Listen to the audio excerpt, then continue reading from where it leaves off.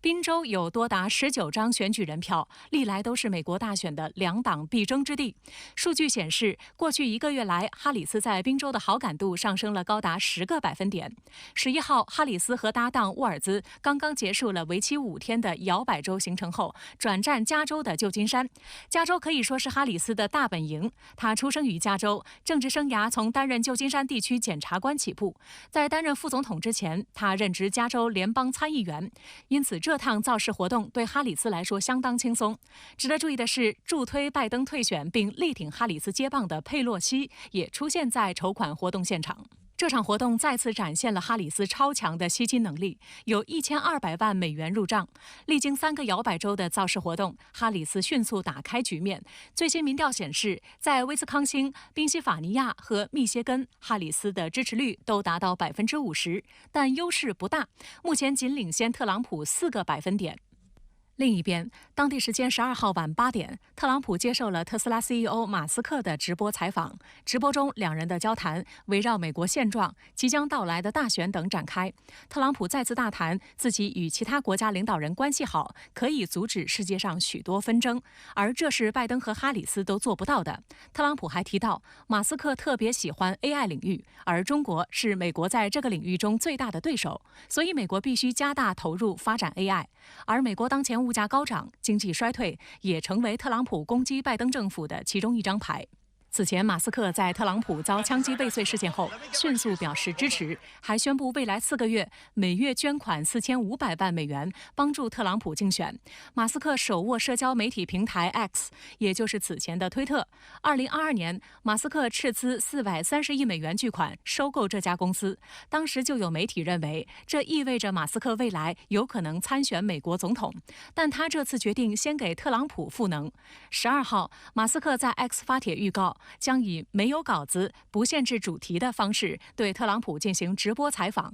这场采访的另一大卖点是，特朗普2021年在国会山暴乱后，拜登宣誓就职之前被推特平台封杀。2022年，马斯克收购推特后做出解封的决定，但特朗普一直拒绝重返这一平台，而是选择在他自己创办的一家社交媒体平台上发文。因此，12号接受马斯克的直播采访是4年多来特朗普本人首次现身这一社交媒体平台。事实上，自从哈里斯接棒成为特朗普的竞争对手，他身上自带的优势和光环，让特朗普的攻击显得有些混乱和尴尬。在近日的一场竞选集会上，特朗普攻击哈里斯，说他和拜登是故意在摧毁美国。他还攻击哈里斯智商低，并播放一段结合了哈里斯在各个场合发言的混剪视频，试图证明自己的理论。而谁的竞选集会热度更高，也是特朗普很在意的内容。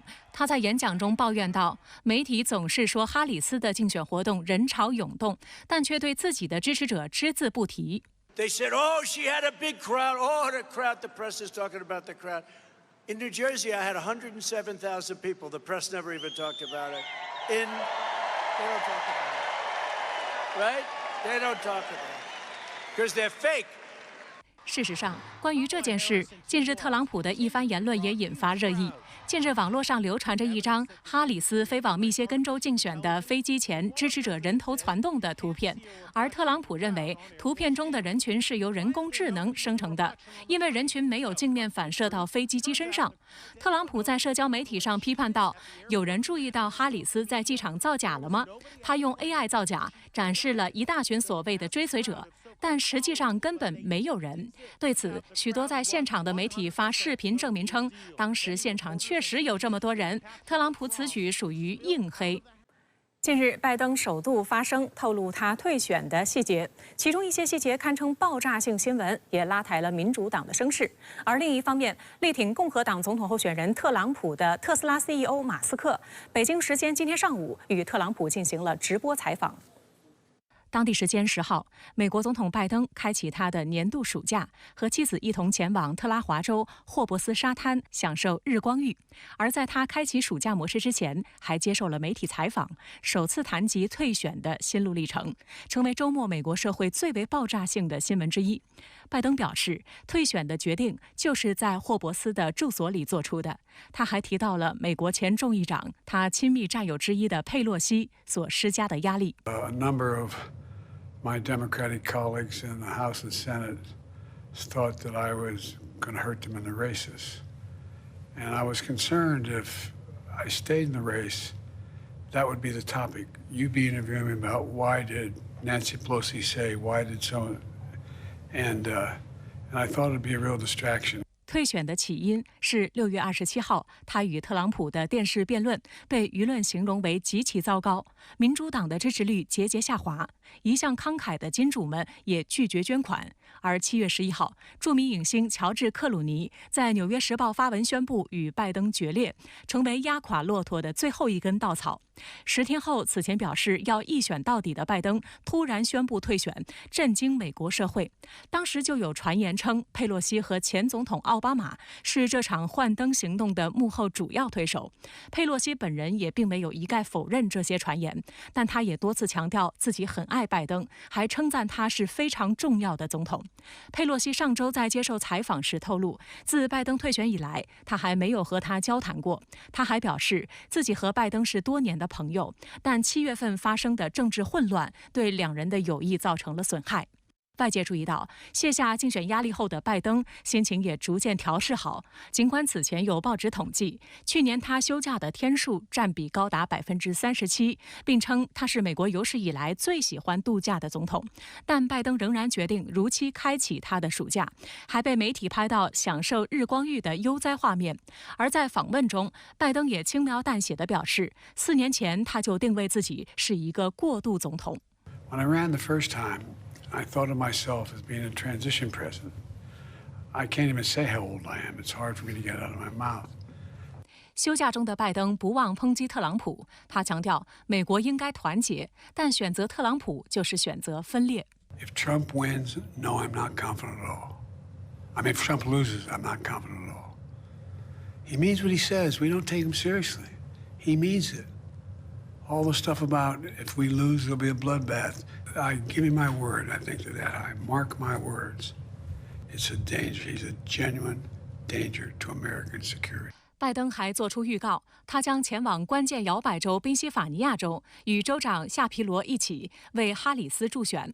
此前，夏皮罗曾被认为是最有可能被选为哈里斯副手的人，但哈里斯最终选择了明尼苏达州州长沃尔兹。台湾民众党党主席柯文哲近日被指在2024年台湾地区领导人选举中政治现金申报不实。民众党在12号下午召开记者会，说明内部调查情况，称是会计师申报错误，并没有人涉及贪污，对相关错误致歉。12号上午，岛内记者围堵离家去上班的柯文哲，并一路追问，柯文哲相当不快。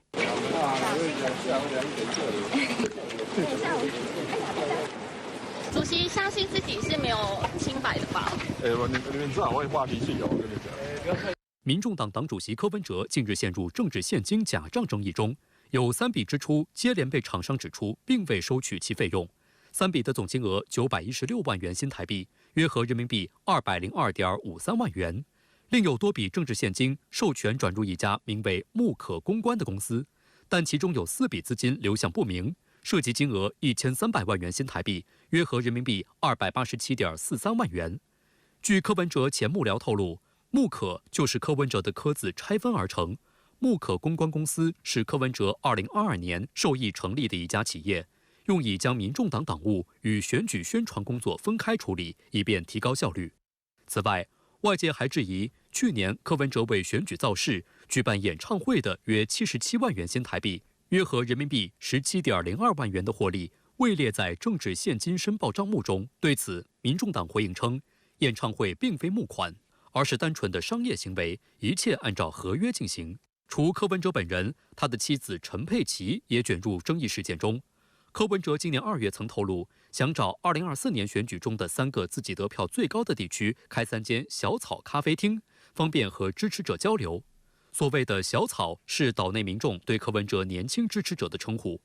而计划今年9月退休的陈佩琪表示有意愿开店，因自己是公务人员，不能当公司负责人，因此先用别人名字开公司，打算等退休后再换自己当负责人。但近日被发现，陈佩琪口中的这个别人竟是自己的儿子，而小草咖啡厅的公司地址竟是台湾民众党的党部。台北市议员、中国国民党籍的钟小平12号赴台北地检部门提告柯文哲及其妻子陈佩琪，时任竞选办公室财务长、木可公关行销有限公司负责人等5人，涉违反贪污、政治现金、洗钱等相关规定。12号下午2时，民众党召开政治现金申报说明记者会，除柯文哲自己出席说明外，涉入各种利益关系的当事人也都出面。民众党表示，事件中没有人有贪腐行为，主要错误为会计师端木正向台监察部门申报民众党竞选经费时，因为时间紧来不及，在未经报告党部的情况下，将漏报等相关金额擅自调节，没有如实申报给监察部门。柯文哲说，民众党犯了低级错误，表示会学习也会改进，保证一定会继续努力，并称不会被任何挫折击垮。我们会从错误中学习，也会用最高的标准来要求自己。我们一定会继续努力，继续进步。我们不会被任何挫折击垮的。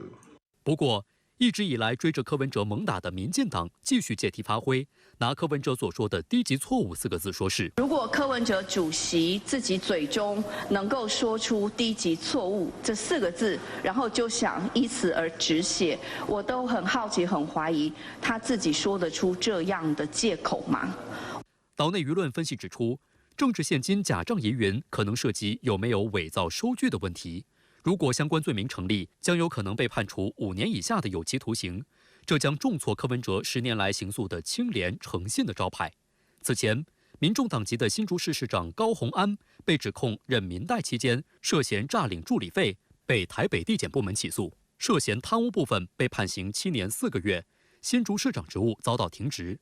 岛内资深媒体人毛家庆进一步认为，赖清德想要挑战连任，最可能的竞争对手就是柯文哲，所以他一定会穷尽一切力量打压柯文哲。对于整个民众党还有柯文哲的人设，伤害性非常的强，因此可能会影响到整个民众党实力。因为现在柯文哲是1人政党嘛，他一个人受到伤害，所以他的实力被减弱，整个民众党气势就虚。